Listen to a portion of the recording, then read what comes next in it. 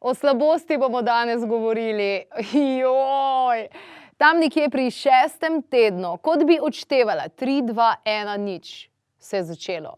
Govorimo o 6. tednu nosečnosti in ta slabost je pri meni trajala tam do 14. tedna. Vem pa, da obstajajo ženske, ki pravzaprav nikoli ne pridejo do tega, da jim neha biti slabo v nosečnosti in celo rodijo, ko jim je slabo in tako naprej.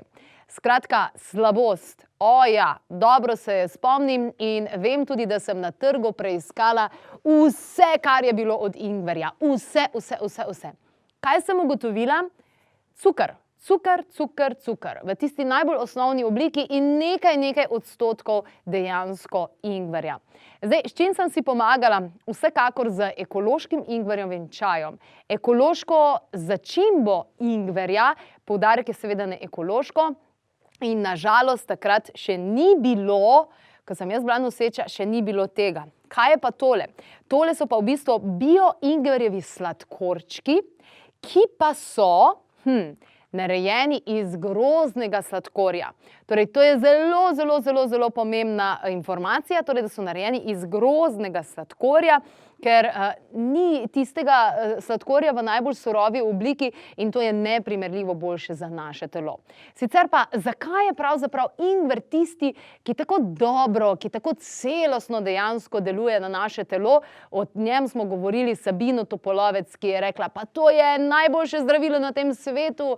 Ingver pomaga in pri hujšanju, in pri težavah z želodcem, in pri presnovnih motnjah, in pri ljudeh, ki imajo težave, recimo, da jih ves čas zebe v noge ali pa da jih zebe v roke.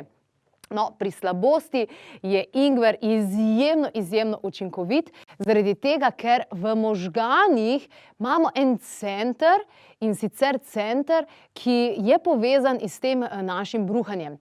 In na takšen način potem ingver deluje, da to vse skupaj pomirja. Glede na to, da sem imela tako močne slabosti v nosečnosti, da sem dejansko tudi v tistem mesecu izgubila več kot 5 kilogramov, lahko rečem, da mi je ingver zelo pomagal. Ni mi pa povsem umiril slabosti v tem smislu. Tako da je pomagal, ampak ne zdaj 1000%, ne zdaj 100% in wow. Enako deluje tudi pri potovalni slabosti, sploh če imate otroke, je to nadvse odlično in treba je upoštevati samo eno pravilo, in sicer nekje pol ure preden greste na pot, užijete nek ingverjev sladkorček, pa obstajajo tudi gumimedvedki. In na prema.si sem se opremila seveda tudi s čajem, tudi z ingverjem kot čajem, ki ga lahko vzameš zraven v termovki, pa potem seveda tudi v kombinacijah, recimo z kurkumo. Kurkuma in ingver sta namreč zelo velika prijatelja in tale učinek je še toliko boljši. Skratka, veliko je nekih takih in drugačnih možnosti, predvsem pa ingver bi morali uporabljati vsak dan in v tistih majhnih količinah, da lahko pridemo čez.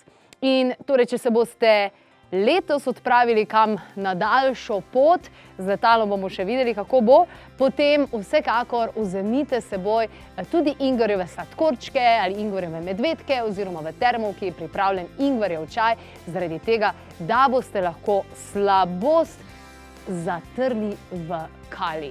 Ingver je zakon, drage srečke, nosečke, tiste, ki vam je zelo slabo, pa evo, iz grozdnega sladkorja obstajajo ingverjevi bombončki. Aleluja!